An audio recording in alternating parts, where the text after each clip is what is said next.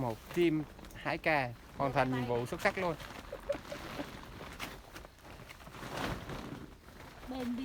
Bền bỉ cả tháng nay. Đây. Xong. Finally. Ngọc ơi. After 1 month we are finished to have a coffee. Thank you so much for support. Ghê không? Nhìn năm văn vở. Văn chương lai lạc. Ngày xưa thi cấp 3 thi toán được nửa điểm đó, nhưng mà thi văn được 7 điểm lần. Giờ chạy quá thi được cấp 3 không là rớt rồi. Nhìn năm phân pớ.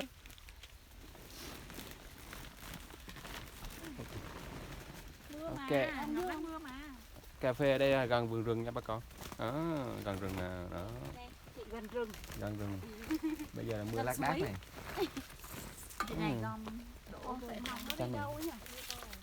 Em có thấy nó còn chưa không? Dạ có, hồi nãy em thấy chị ấy á, chị đi xuống cùng mà chắc là lại mót rồi. Chắc mót. Chắc đến vừa đi vừa mót. Mình cứ đi xuống đi. Thôi, tìm mình đi mót đi. Nãy thấy có 4 quả mà. Có 4 quả mà. Em nhét túi một quả rồi. Em nhét túi một quả rồi. Tên. Ủa cái bì này sắp rách rồi Huy. Kệ nó. Lót cái lá mà. Cũng vài lỗ đó.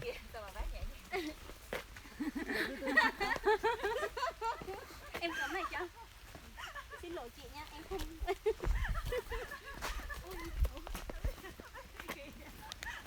Đây còn mấy trái này. Không, tôi thấy mọi người bán trên bay nên tôi cũng muốn nói trước chứ không Ai leo lên. nặng rồi.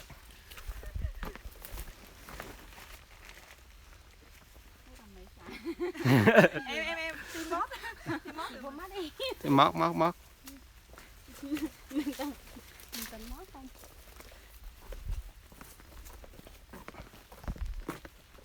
Ngắm không có chanh. Về rừng. Về với rừng. Nghe tiếng chim hót, hồi nãy có sóc với chim mà giờ mưa rồi nó chạy mất rồi. Trên này như có quả chanh á. Thấy như vậy.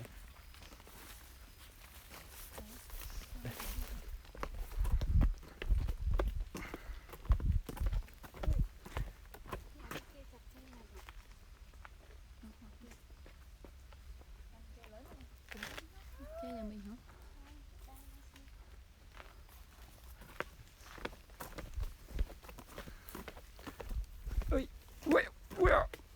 Nặng thế.